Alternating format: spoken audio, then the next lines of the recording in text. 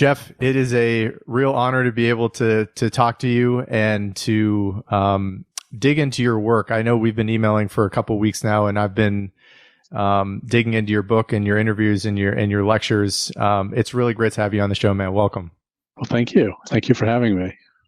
So I know today we're going to try to focus on kind of the big components of your work, and there's so much in your personal biography that I think is really interesting. I mean, I know about your Amish upbringing and the fact that, that has had a huge effect on your life. Your just credentials seem to indicate to me a real interest in both science and religion.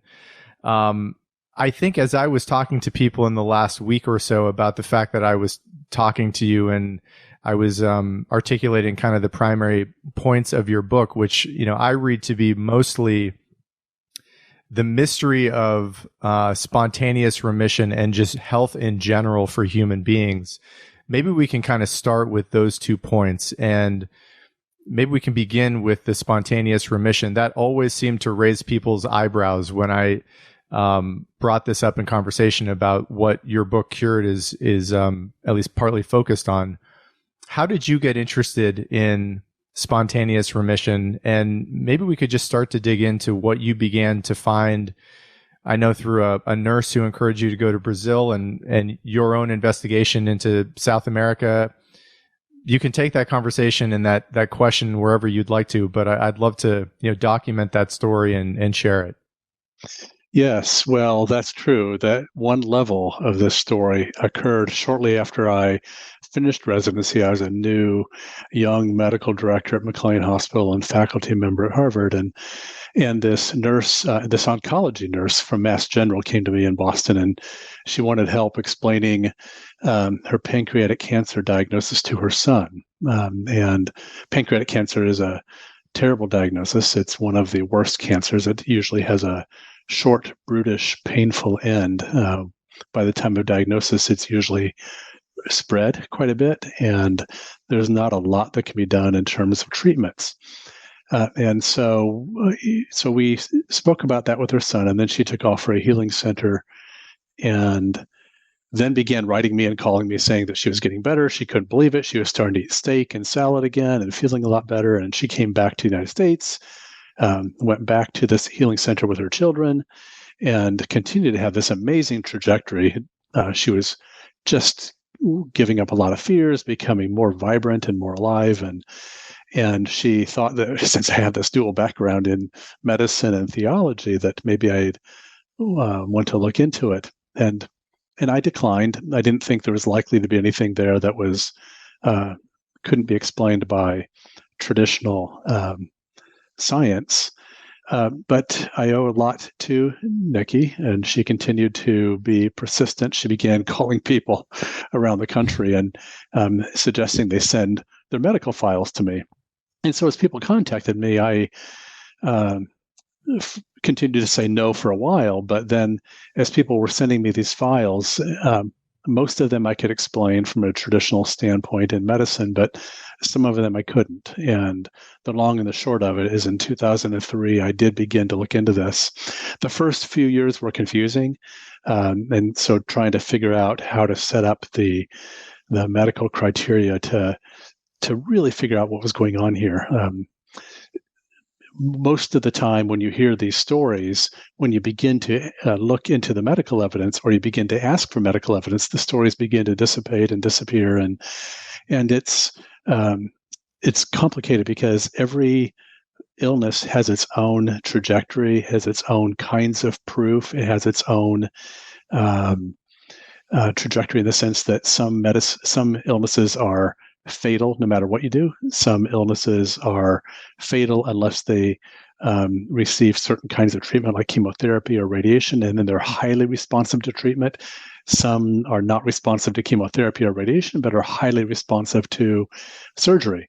Other illnesses are wax and wane, and a person may die with the illness, but not from the illness. So every illness is distinct in its own way, and a lay person's not going to know a lot of those things, and most doctors don't even know unless it's their specialty to know these things. And so to look into these illnesses and set up an unassailable set of criteria so that you have medical evidence for accurate diagnosis and clear evidence for recovery. That's takes a lot of time to dig into that. So I set up 3 criteria. I said that in the first place, I wouldn't look at any illnesses that were not genuinely incurable from the normal medical standpoint. That's the first criteria. The second criteria was the person had to have clear evidence for accurate diagnosis and clear evidence for recovery. Needed to be indisputable evidence. And then number 3, no experimental medications or anything else that could potentially explain how they got better. So those 3 criteria over a number of years began to really separate out truth from fiction, truth from wishes or hopes that one's getting better, and began to really create a path through this. Yeah.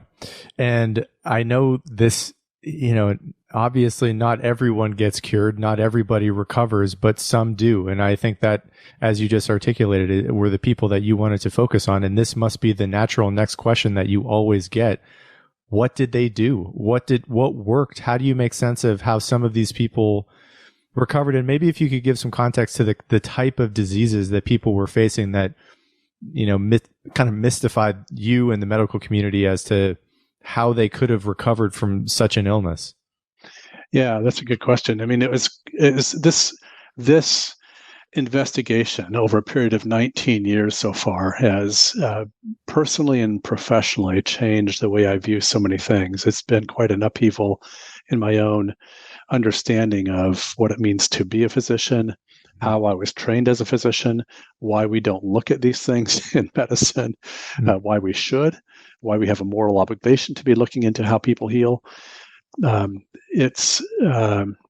So what's your question again? Your question, make sure I get this exactly. I guess maybe to focus that rambling question I just asked you is to focus on how you make sense of how some of these people, in retrospect, given the amount of research you did, how were they able to recover from, I know glioblastoma is one of them that you mentioned in the book. Is it still a mystery, or how do you tend to make sense of what happened to them, how they recovered? Yes. So this is a new terrain to map that needs to be mapped by gathering medical evidence like this. It's astonishing. We don't study this kind of thing in medicine. It's not a one-size-fits-all. It's not like you can just take a certain set of steps that worked for one person and apply that to the next person and think that's going to take care of this. It's a personal journey. And even though there are the 4 pillars that I identified and write about in Cured, those pillars have to be adapted to the particularities of each person's life. Because, for example, just the whole business of nutrition, which is the first pillar, it's not like you can just say, well, if you take this diet, that's going to do it. I think what happens is that all of us grow up in the context of the Western diet, which is toxic at some level to the human body. And there's certain enzymes that just get worn out over time from trying to metabolize foods that are not made for the body. And so you can't predict for each person which enzyme is going to break down and leave them unable to take care of a food in a healthy way.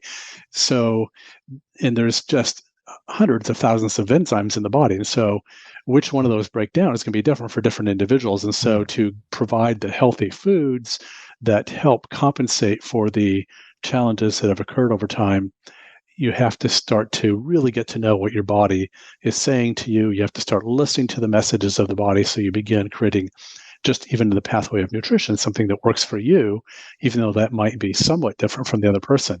There are certain principles that one sees over and over and over again with these individuals, but again, it has to be tailored to your particular life. Yeah. And I'd love for you to speak about those principles. What are the general principles that are found in people who have these kind of miraculous, for lack of a better word, remission stories? The 4 pillars, as I outlined them in Cured, are number 1, healing your relationship with nutrition. That's a very big topic because there's so much confusion about nutrition, even among doctors and nutritionists and nurses. It's quite shocking. I can tell you where I was sitting and exactly what was said during the very brief nutrition education that we got in medical school. And I can tell you that it was upside down and absolutely wrong. And I did not know that until I spent years listening to people who actually have evidence for getting better. And what they figured out about nutrition is completely upside down from what I was taught in med school. And that I can go into that as deep as you want. But I think the trifecta between industry, like the food companies, and the way they interact with the academics who are paid to get certain results in the studies that support the sale of these foods, and the way that then interacts with government recommendations and lobbyists, and it's science, but it's spin science, and so it's got a business agenda that makes it different than just pure science. And and so the amount of misinformation around this stuff, and the amount of money that goes into creating certain results, it's unfortunate that doctors and nutritionists and nurses are misled as much as the normal person out there. Yeah. So this is slowly improving over time. There now are books that are very accurate and helpful and not biased, and that's a massive beginning of this new path of democratization in medicine and people getting in charge of their own health with better information that is starting to occur, but it unfortunately hasn't permeated through to the levels of the professional sciences yet. Yeah. And so that's one pillar. The second pillar is healing your immune system. That's a very big topic as well we can go into. There's the third pillar, healing your relationship with stress. That's also a big topic. But then the fourth pillar is really the big one. This is where the money is. It's also the most abstract and difficult one to get your mind around. But this is where people sit up straight, they get a light in their eyes, and they want to make sure I really understand this piece of their recovery, because this is why they're grateful in retrospect for the illness, because it gave them a level of well-being and a quality of life and an experience of their own value that you can't buy. You can't make this stuff up, and it's why people want to tell me their stories and why they're grateful for the illness. Yeah, and that's the healing of identity and false beliefs. I kept thinking about when I was reviewing your book and delving into your research and your interviews and your lectures about all of these best-selling books that are kind of under the radar from mainstream universities, like the book "The Body Keeps the Score." Yeah. Gabor Mate has a new book out called "The Myth of Normal." I'm going to talk to his son in about a month about awesome. that book. And what I believe one of the primary points of those pieces of literature and those two men is that they take an approach to health that is holistic in totality. The totality of everything that goes into who you are, what you eat, who your relationships are with, what those relationships are like. You just went over the four pillars yourself of how you think about those four different pillars. And, it might be helpful for people who have not yet read your book to learn about what some of these people did who recovered. Brazil features pretty prominently, and it seems like various people made fairly drastic, bespoke changes in their life that led to massive alterations in their own illness. Sugar plays a big role. Diet plays a big role. What do you think? I know you've been down there. What's the role that you think Brazil might be playing in these people and that environment and that approach to life that seems to be having a pretty health-giving entity and effect on human beings who go down there with some pretty serious illnesses? Yes, and that was a life-changing exploration for me, for sure. I really appreciate that you mentioned Bessel and Gabor. And it's really relevant here because Bessel says, the body keeps the score. The body tells the story if we have the ears to listen. And we should be helping people listen to the messages that their bodies are giving, because an illness is a message to the body. It's saying that something is out of whack in your life, something is out of balance. And let's not just rush to only treat it with medication. Let's ask what the deeper message is here. 85 to 90% of illnesses are lifestyle illnesses, and all the major killers: heart disease, diabetes, lung disease, cancer, autoimmune illness. These, by and large, are lifestyle illnesses, and we used to think it's all genetic, and once we map the genome, it's going to begin to heal this stuff. But that proved to not be true, because genes can be turned on off by lifestyle. And then Gabor, says, if you don't know how to say no, your body will eventually say no for you. I mean, what a powerful message. If you don't know how to say no, your body will eventually say no for you. Our hospitals, our clinics around the country are full of people who don't know their value in a way that they know they have to say no to a situation to focus on what's right for them. You can give your whole life away, your life energy, taking care of everyone else but yourself. Yeah. And that's massively costly. And the body begins to give messages after a while and then eventually breaks down. Yeah. So yes, Brazil was really factored significantly for me in my early years of learning about this. And originally I thought, well, these people are going down to these healing centers, they're changing their nutrition radically. This is not completely vegetarian, but it's very healthy, local foods. It's not no processed foods virtually. It's all lots of vegetables and fresh fruits, and it's got to be such a biochemical change for the body to not be getting, just all the croissants and refined flours and the 154 pounds of annual sugar per year that the average American eats. I mean, it's just, it's massively different. And so I thought initially that might be playing a big role. And I think that does play a role. But like you said, we're not just physical beings. We also are emotional and spiritual beings. And so we have to begin looking at the different aspects and levels of our being and paying attention to what each level needs. Yeah. You just mentioned this, and I think this is not, as a kid, I've mentioned this on this show before. I remember being taught about the food pyramid, which I know you have spoken about before, in terms of the amount of carbohydrates and flour-based foods, that cereals and breads that were a huge part of my own diet and my own upbringing. And never once did I think about linking what I was putting in my body with the psychological effect that it might have on my lethargy or my bad mood. Of the four pillars that you talked about earlier, the one that, you said tends to kind of bring a spark to people's eyes is related to their identity. And I have to think that might be related too to what we were just talking about with, the books by Gabor Mate and Bessel, The Body Keeps the Score. And maybe we could focus on that a little bit, because I think, I know, places like Brazil, in many ways, it seems to me, have a much deeper perspective on health in general than we tend to have in this country. Given all of our scientific advancements and fancy tools, they do seem to treat the mind and the body as it really is, which is one entity.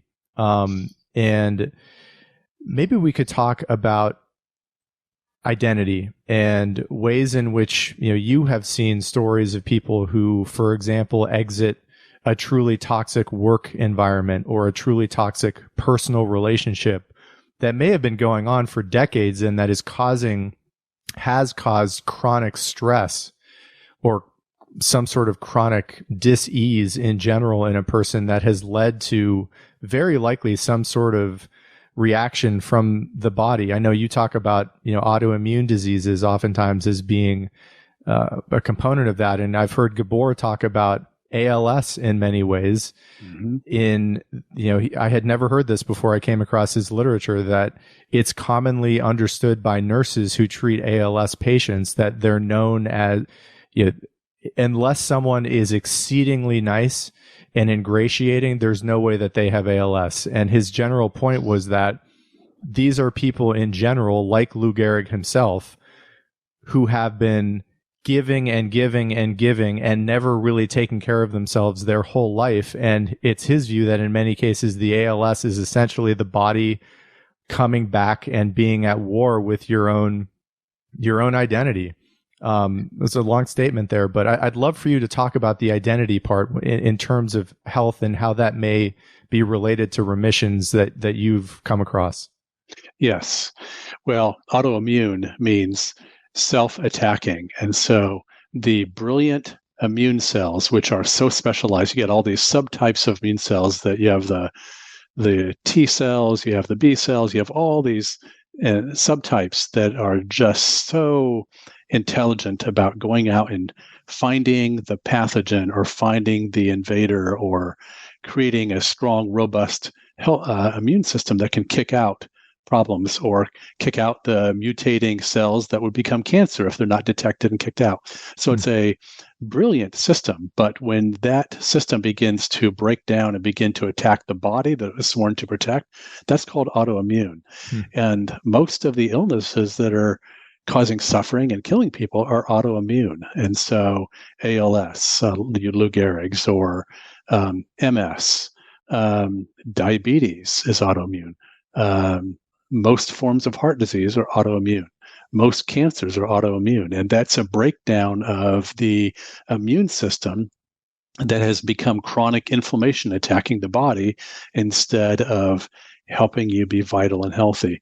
And so it's a big topic. I think one can influence that system through the biology from below by healing the neurochemistry of getting rid of the constant secretion of stress hormones that create this milieu of kind of this acid that just is causing the cells to just not be able to function properly, and they start to make mistakes.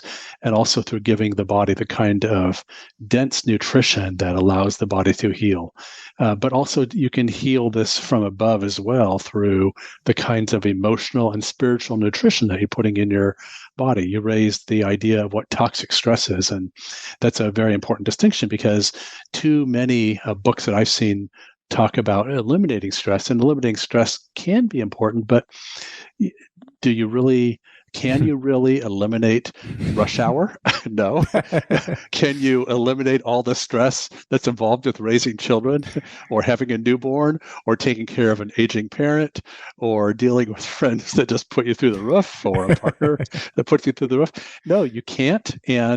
But there's a big difference between toxic stress and what we call eustress or growth stress, challenge stress. Running it, I'm a runner. I like to run, and that's stressful, and I don't always enjoy it. But running a marathon can be a great thing if it helps you reach into your higher self and expand your understanding of what you're capable of. That's really different than every day being bathed in a really high level of stress hormones that just eats at your body and your health. Like coming home from work every day to an environment that just has the drip, drip, drip of comments that are negative and see you as if there's something wrong or not good enough about you, and that just wear down your capacity to experience the beauty and dignity and value of what you bring into the world, or a work environment that is more of the same, that just doesn't have a climate that is life-creating and built on what is right and valuable about you. And that's toxic stress. And so in that kind of situation, a person has to either change their relationship with the stress, change the way we relate to it, or you need to find a way to leave that stress, because ultimately toxic stress does create disease, and the cost is just too high. And I can't tell you that. I could tell you stories of a woman who had lupus and had been sick since she was 15 years old. I met her in her 40s, and she'd been so identified with illness. She'd been on 20 medications for much of her life. And so the long story short is Jan, I write about her in Cure. Jan got she had end-stage lupus when she first went to see this healer. And, lupus can be a terrible burden of an illness. And it's even worse if it becomes end-stage lupus, and where it gets into your liver, into your kidneys, into your heart, into your brain. That's where she was starting to have multiple organs shut down and was close to death. When she went to this place, her doctor didn't think that she could go there safely and survive because he was concerned that she was a matter of weeks from death. Well, long story short is she got better. She came off of all of her medications and completely recovered, and recovered to such a degree that she went back to Idaho, where she'd lived, and went back into a marriage in a work environment that she experienced as toxic, and became ill again. And so she went back to Brazil and again got better, came off of all her medications, and realized, okay, for her, she was going to have to change her environment because it was toxic to her. So that's what she did. And she left those environments, got better and stayed better.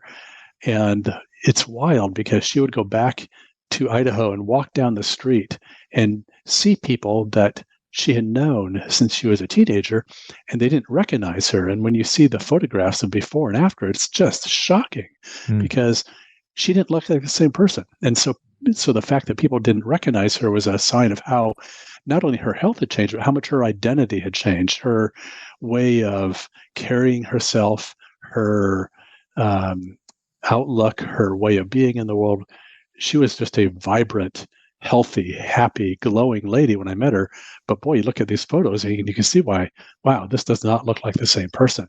Yeah. So it was about healing a lot of things around her biology, but it was also about healing this deeper experience of her value and standing up for herself and setting boundaries around what she would tolerate or not tolerate and where she needed to say no, and to accept what was not her responsibility to fix, or to keep running around as if this was her problem to fix someone else's issue. And so that for a mom, that can be a really big deal, or for a wife, or for a partner.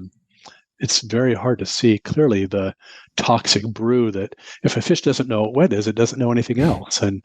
And she didn't know anything else in the early stages. And so to begin to recognize that she had value and the right to know her rights as a human being and to set limits and get a life where she could be healthy, that's a massive journey. It's not just following the steps. It's about self-discovery and waking up to one's own level of suffering, becoming aware that she was suffering far more than she had any idea about. Yeah, it's such a good point that if you're in that kind of water, you don't often know how unwell you are until somehow you snap out of that. You know, a subject I know you bring up in your book quite a few times is the subject of love.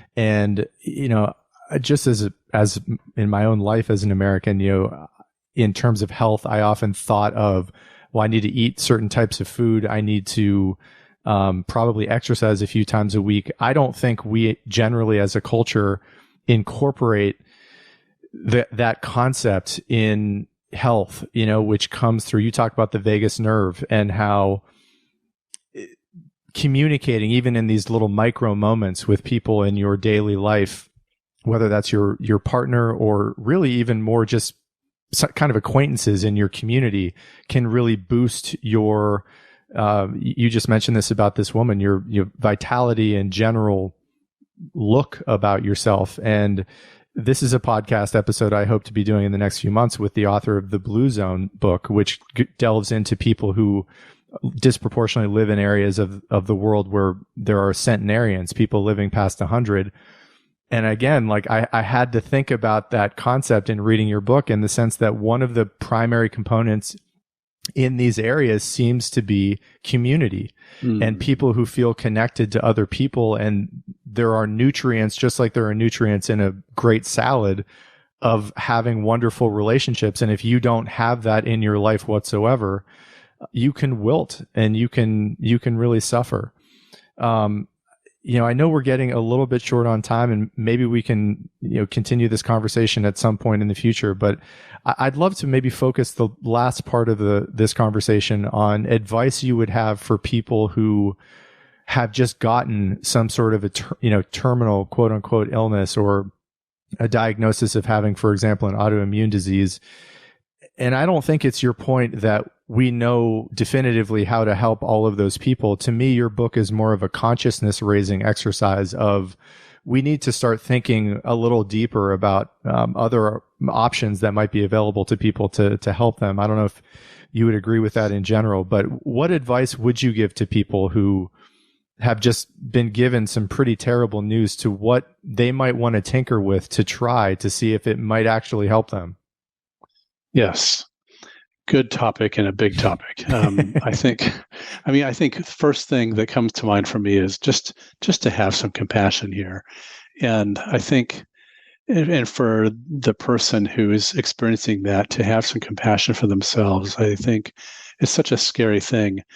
And I don't have all the answers here. We all are going to die at some point. The point is not to, in every situation, to find a path to recovery.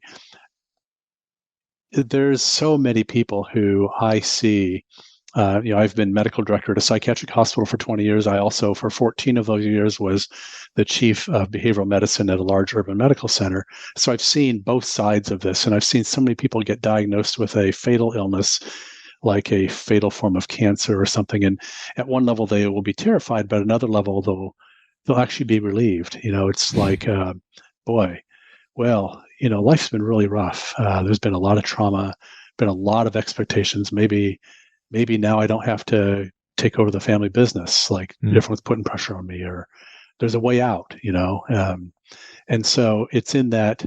And so different answers are right for different people. And what a person may feel pressure to want because of loved ones or whatever may be different than what at another level they're feeling. And so you just want to have some compassion for just what people endure, and then the next step when a person feels ready, and this is not something that happens immediately, but to maybe ask, what is the message here? What is there a message that my body is sending me? Is there something that needs attention? Our bodies, I think, are a metaphor for something that the deeper self or psyche is trying to tell us, or some people use the word soul. What is, if the body is a metaphor for something that the deeper self is trying to tell us, what is that? And do we want to listen to that with some compassion and some openness? So that is itself what can become a different trajectory. What I've seen over and over is that when a person is diagnosed with a fatal illness, that what can become shocking is a person will prepare to die. And I tell this story frequently in Cured, for example, with Claire, the first story in Cured, diagnosed with pancreatic adenocarcinoma, the worst form of pancreatic cancer. By biopsy, it was diagnosed, so we know it was a correct diagnosis. So she prepared to die. She knew she had a number of months to live. And it was in the context of preparing to die and wanting to finish well, and wanting to focus on spending time with loved ones during the brief time that she had left, that a new life began to grow in her. She gave up this false self. She let go of the need to please others. The need to please others who'd been very critical of her, and that she'd never felt good enough in terms of pleasing. And so in that release of this old self that was always trying to please others and run around and be good enough, and giving rise to a more authentic version of her, where she was wanting to just simply enjoy those that she cared about and finish well and forgive those that she harbored some difficult feelings for. That began to increase her vitality, and then time began to go by. And so sometimes, even though she was preparing to die, because she became more authentic in the life she was living, it began to change this trajectory for her. And then so she was diagnosed by biopsy in 2008. She had a CT scan for unrelated reasons in 2013, and her cancer was gone. And at that point, she'd far outlived any conceivable explanation by her doctors. And so I tell her story about how that continued to unfold for her. And it's very humbling and heart-touching, heart-opening for me to hear these stories and the emotion that's associated with them. And and what it means to die to a less authentic version of who we are so that we can experience the dignity and value of who we are and know that we're worth it, that there's something, an unrepeatable goodness and value that every one of us brings into the world, that when we can experience that, it's quite shocking what can happen sometimes. You used the word psyche earlier, and I just have to sneak in one last comment and question for you. I think one of my favorite interviews I've done on this show is with Jim Hollis, who's one of the world's leading Jungian psychoanalysts, who talks a lot about these exact points of honoring something very deep. And in my mind, there's a lot of overlap with the two of you, because it's my view that so many people in our culture are desperate for something deeper. And in the wake of people losing religion, people are trying to find how to connect to something deep in themselves. And one of the questions he often asks his patients with depression is, why has this come? Maybe if we could close on this, of how you think about, with the patients you've mentioned during this conversation and others, about how people can begin to, perhaps honor something in themselves a bit more in our culture, and resist the need to be perpetually a people pleaser and to always go along with the crowd. I'd love to maybe get some closing comments from you about some wisdom related to that for your patients. Yeah. I think you raised the idea that we all need community. And boy, if there's one thing you don't learn as a doctor or a psychiatrist, what you learn is how lonely people are, how isolated people are, how often we use distractions, whether it's food or alcohol or drugs or overwork or sex or so many things, as a way to fill this void of not having authentic connections with ourselves and others. And I think there's something in the deeper psyche that doesn't rest until it experiences unconditional love. I think that we scan the environment all the time, looking to experience that. And ultimately, that has to come from within, in terms of experiencing our value and building a life on that. But also, we need that in our relationships as well, to feel seen and valued and cared for, so that we don't need to fill the void with things that don't work. So I think, what is a practice? And it varies for different people, but what is a practice that helps you really experience an unconditional regard that you can feel? And it's critical to feel it, not just think it, but to feel love for that little child who was so misunderstood on the playground in junior high, or abused in such an awful way at some point in relationships, or that felt invisible for a long period of time around situations that maybe were not intended, but still were real. And when a child, they, this whole thing about not knowing what wed is, if you don't know anything else, the child just experiences life at a young age without being able to make an object of it and say, oh, well, that person's being mean to me, and that means they have a problem. No, the child 100% of the time will interpret it as, that means there's something wrong with me. I'm not good enough. If the parent just simply has a bad day, they may be angry and lash out, but the child won't see that as the dad having a bad day. They'll experience it as part of the just world hypothesis, which means the world is just. I'm being treated badly because the world is just. That means I'm bad. There's something shameful or not good enough or not worthy of me, and I'm not. And so love becomes conditional in terms of how one begins to experience it, and that just sets off over time a set of false beliefs and perceptions that can be really limiting and costly, and creates a biochemistry with the stress hormones that just is toxic to the body over time. Yeah.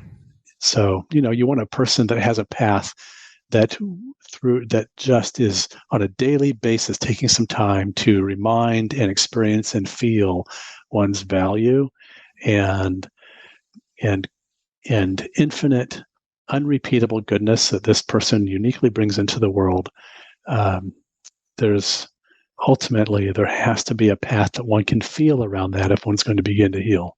Yeah, it's so simple, but there's really no substitute for that, having that kind of love in your life and how that can affect you as a person and help. I know this conversation is significantly shorter than I certainly was hoping for today, but I really appreciate you doing this and throwing yourself into this work. I think it's extremely important, and I know it will help. It already has helped many, many people. Jeff, it was really great to meet you and talk to you, man. Really a pleasure to talk to you. Thanks for your great questions. Likewise. Thanks, man. Bye. Thank you for listening to this episode of Keep Talking. If you're finding value in this podcast, please consider supporting the show via the links below on Venmo, PayPal, or Patreon. Your support helps to make these conversations possible.